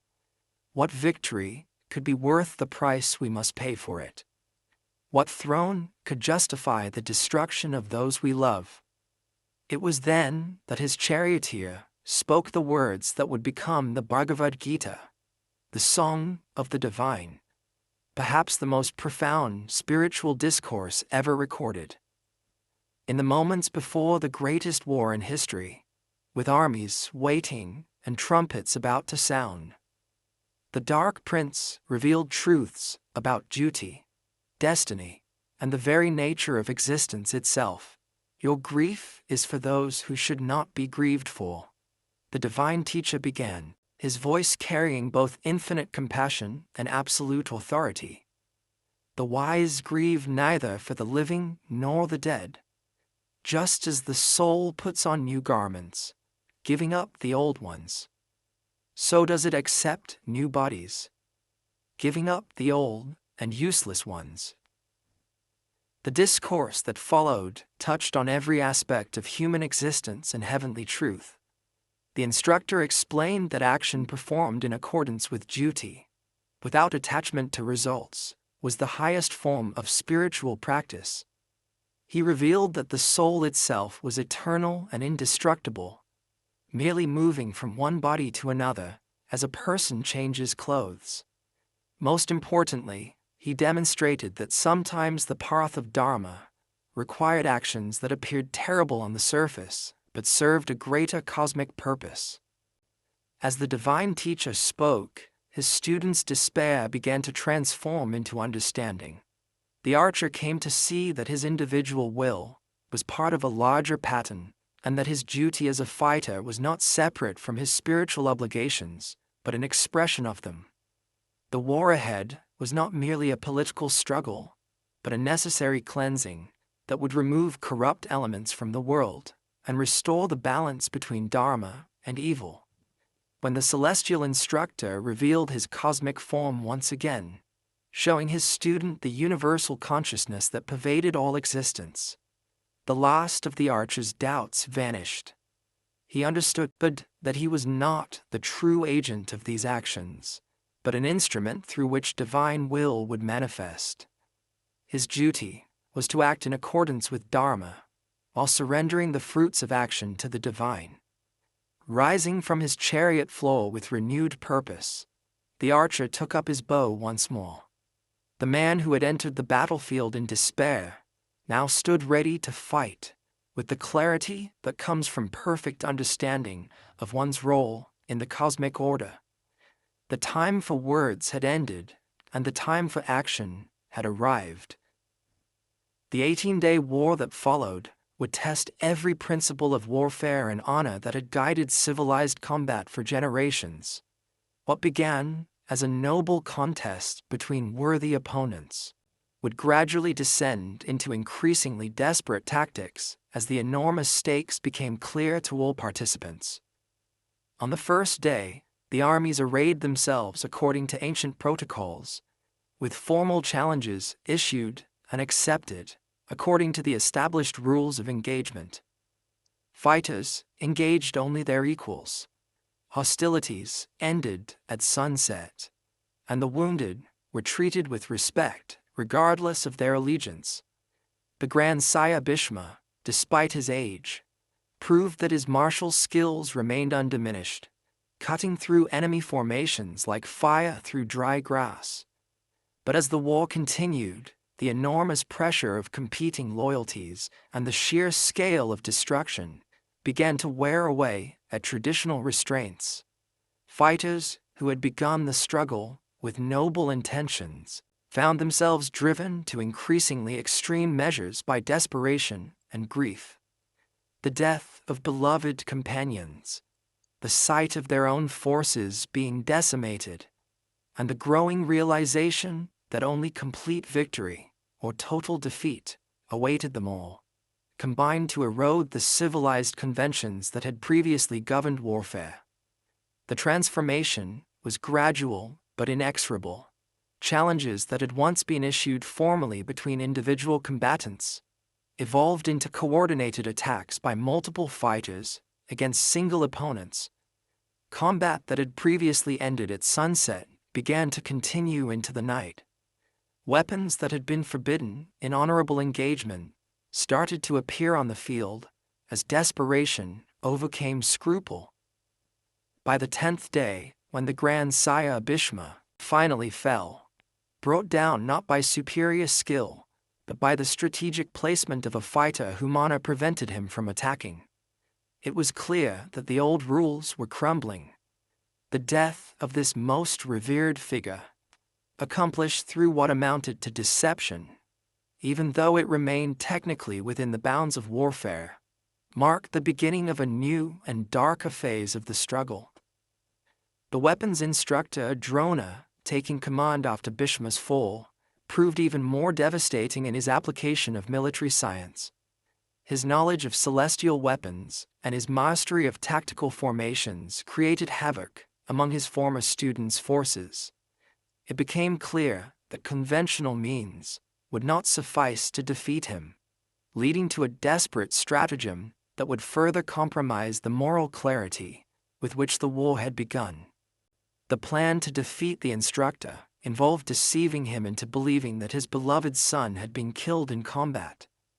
The righteous king, who had never spoken a falsehood in his life, was prevailed upon to make a statement that was technically true but fundamentally misleading.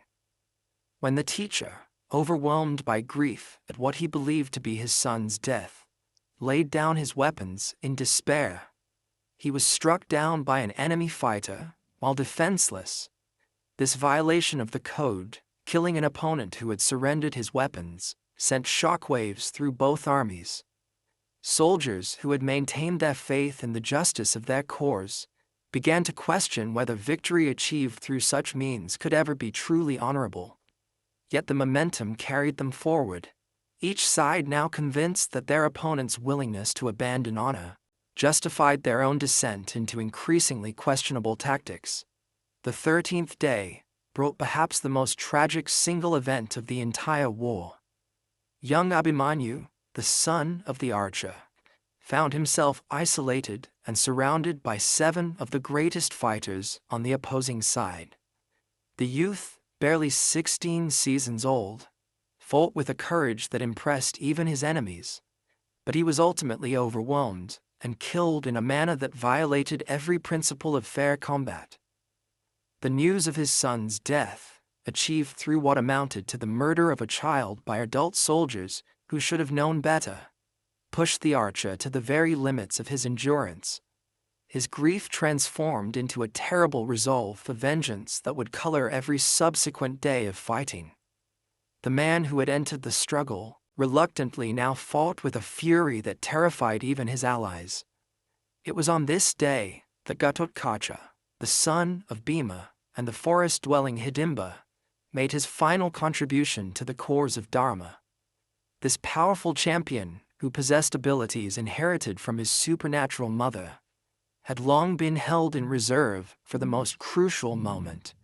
When that moment came, he unleashed his full power against the enemy forces, wreaking such havoc that only the ultimate weapon could stop him. Karna, finally forced to use the divine spear that he had been saving for his final confrontation with his greatest rival, reluctantly employed it against Kurukshetra. The death of this mighty fighter was a significant loss for the righteous forces, but it also meant that Karna had expended his most powerful weapon and would face the archer with conventional arms alone. As the war entered its final phase, the pretense of honorable warfare had been almost entirely abandoned. Soldiers fought with whatever means came to hand. Alliances shifted based on momentary advantage, and the very concept of justice became blurred by the smoke and blood of endless combat. What had begun as a noble attempt to restore rightful rule had become a desperate struggle for survival, in which the traditional distinctions between right and wrong increasingly lost meaning. Yet even in this darkest hour, moments of transcendent heroism continued to shine through the chaos. Individual fighters on both sides displayed courage and honor that illuminated the human spirit even as the largest struggle descended into nightmare. These acts of nobility, performed without hope of recognition or reward, served as reminders that the divine spark within humanity could not be entirely extinguished even by the most terrible circumstances. The cosmic drama was approaching its climax, but the price of victory, for whichever side ultimately prevailed, was mounting beyond anything that could have been imagined when the first arrows were loosed.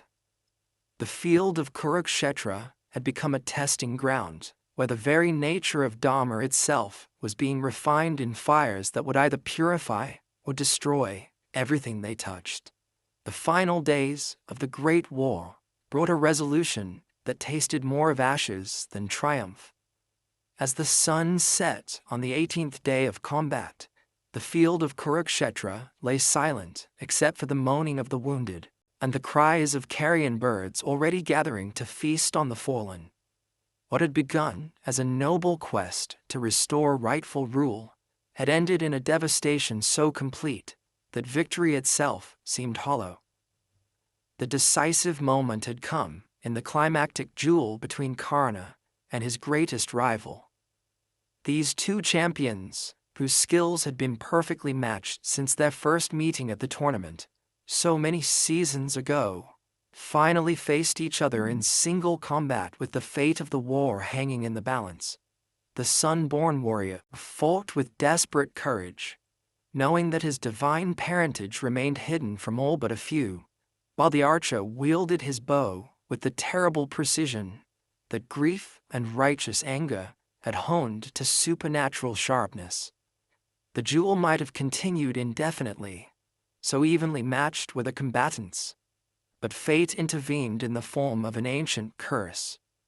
Karna's chariot wheel became mired in the earth at the crucial moment, leaving him vulnerable as he dismounted to free it. In that instant of helplessness, when Anna demanded that combat cease until both fighters were equally positioned, the archer hesitated, but the divine prince, serving as his charioteer, reminded him that this was war, not a tournament, and that their enemies had long since abandoned such niceties. The arrow that ended Karna's life also marked the beginning of the end for the losing side. With their greatest champion fallen, the remaining defenders began to lose heart. One by one, the legendary figures who had dominated the battlefield throughout the long struggle met their doom. Shalya, the skilled spearman who had taken command after Karna's death, fell to the righteous king's weapon. Shakuni, the mastermind whose loaded dice had triggered this entire catastrophe, was finally hunted down and killed by the powerful Bhima, who had nursed his hatred for the manipulator through 13 periods of exile and 18 days of slaughter. The final confrontation came between the two cousins, whose rivalry had poisoned their entire generation. The eldest of the 100 brothers, seeing his forces scattered and his cores lost, challenged Bhima to single combat with maces, weapons that both had mastered in their youth under the same teacher. The duel that followed was more than a fight between two men. It was the culmination of a lifetime of jealousy, resentment, and wounded pride. They fought among the corpses of their fallen comrades, their heavy weapons ringing against each other with sounds like thunder. Both possessed enormous strength and had been trained by the same instructors in the same techniques, making their combat a mirror of perfection and destruction. For hours they battled, neither able to gain decisive advantage over the other, their endurance seeming superhuman as they pounded each other with blows that would have felled ordinary men. But Bhima carried with him not just physical strength, but the accumulated rage of decades of humiliation. He remembered every slight, every injustice, every moment of shame that his family had endured because of his opponent's blind ambition. Most particularly, he remembered the Princess Draupadi being dragged into the assembly hall by her hair, and his own impotence as he watched her suffer degradation that no woman should endure. The end came when Bhima struck below the belt, a blow that was technically against the rules of honorable combat, but which he justified by recalling all the times their enemies had abandoned honor for advantage. His opponent fell with a mortal wound, crying out in agony and accusing his cousin of fighting unfairly. But Bhima felt no remorse as he reminded the dying man of the princess's humiliation and the vow she had made that day. True to her word, Draupadi came to the battlefield where her tormentor lay dying. Kneeling beside him, she unbound her magnificent hair, those dark locks that had been defiled by unwelcome touch so many seasons ago. As life ebbed from his eyes, she washed her hair in his blood, finally fulfilling the terrible vow that had haunted them all since that shameful day in the assembly hall, With the death of their leader, the last organized resistance collapsed. The few survivors of the losing side fled the field, or threw themselves on the mercy of the victors. What had once been two mighty armies had been reduced to scattered bands of traumatized men, stumbling through a landscape littered with the bodies of friends and enemies alike. But victory brought no joy to the triumphant side.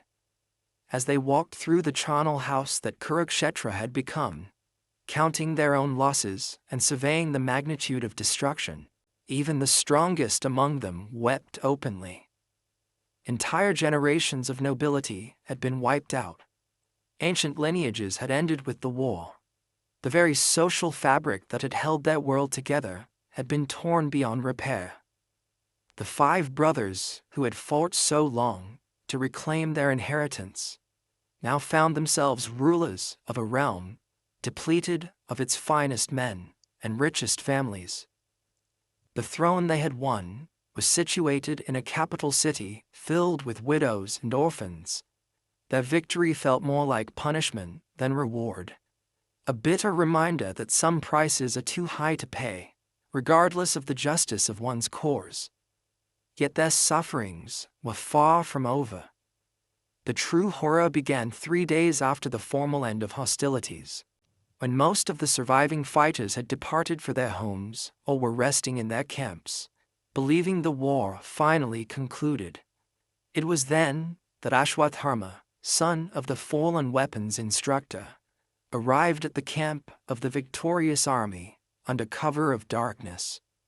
Consumed by grief for his father's death and rage at the deception that had caused it, this young man had allied himself with the few remaining champions of the losing side. Together, they had conceived a plan of revenge so terrible that even hardened soldiers would have recoiled from it.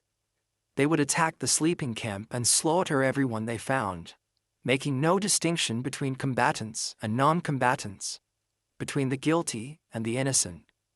The midnight massacre that followed violated every principle of honorable warfare. Ashwatthama and his companions moved through the camp like demons, killing sleeping men who had no chance to defend themselves. They murdered servants and attendants who had never raised weapons in anger. Most horrifically, they slaughtered the 5 young sons of Draupadi, children who had played no part in the ancient quarrels that had consumed their elders.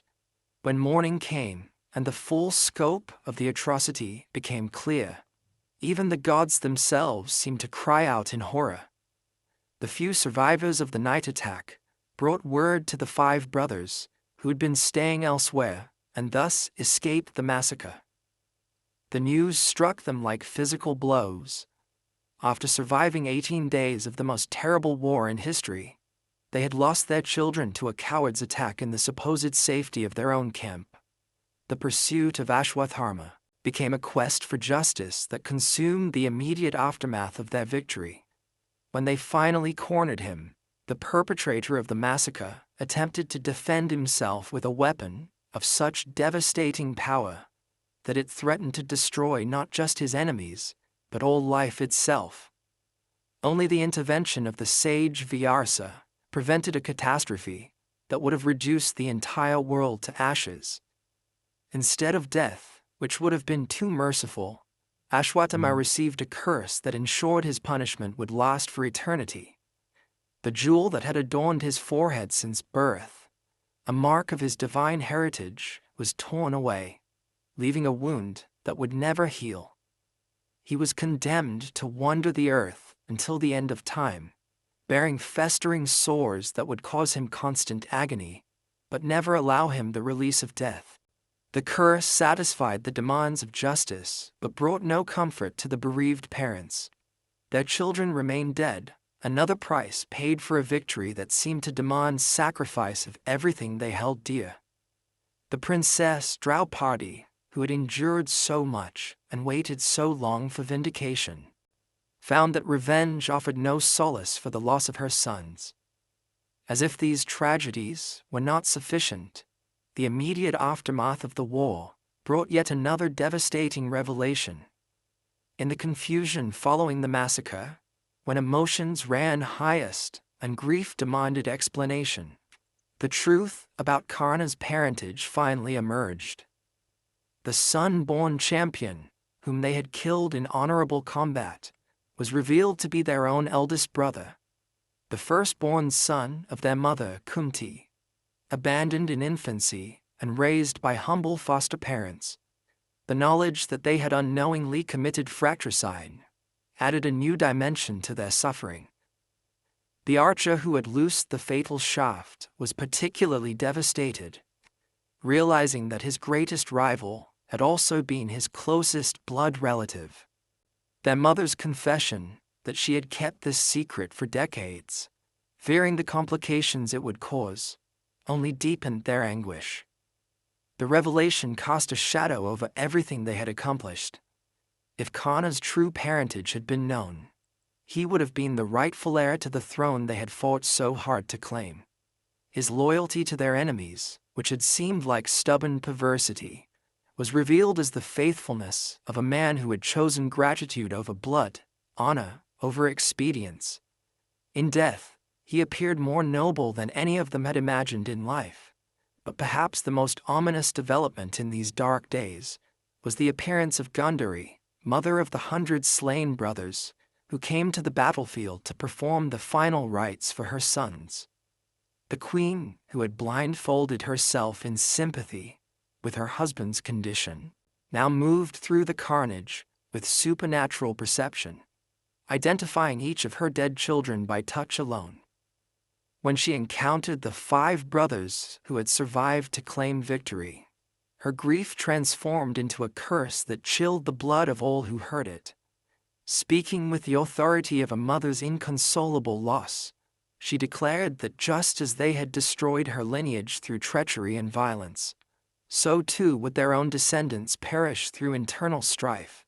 The Divine Prince's clan, which had supported them throughout their trials, would destroy itself in a fratricidal war that would leave none alive.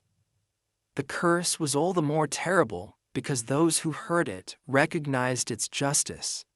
They had indeed violated many principles of honor in their quest for victory. They had used deception and cunning, where straightforward combat had failed. They had allowed their desire for triumph to override their commitment to righteousness. And now they would pay the price for those compromises. The Divine Prince himself, who had served as guide and counselor throughout their struggle, accepted the curse with equanimity that spoke of his cosmic understanding. He knew that his own earthly mission was nearing its completion, and that the time had come for him to withdraw from the world of mortal affairs. His clan's destruction would be terrible, but necessary, part of the largest cycle of creation and dissolution that governed all existence. In the midst of these revelations and curses, the practical work of establishing a new government had to continue. The righteous king, despite his anguish over the costs of victory, accepted the crown that he had fought so long to claim.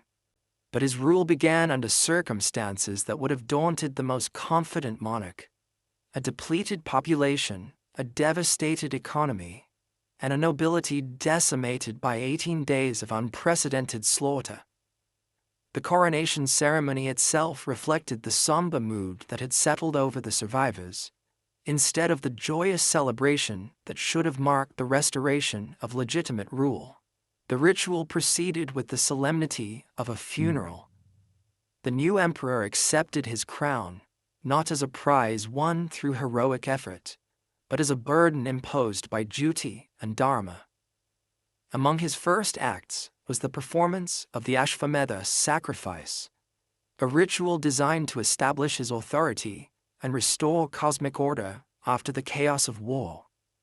The ceremony required the release of a sacred horse that would wander freely for a full cycle, followed by royal champions who would challenge any ruler who dared to interfere with its passage. The successful completion of this ritual would demonstrate divine approval of the new reign and help heal the spiritual wounds left by the war.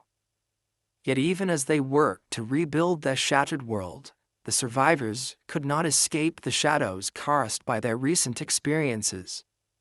The five brothers who had once been inseparable found their relationships strained by guilt and recrimination.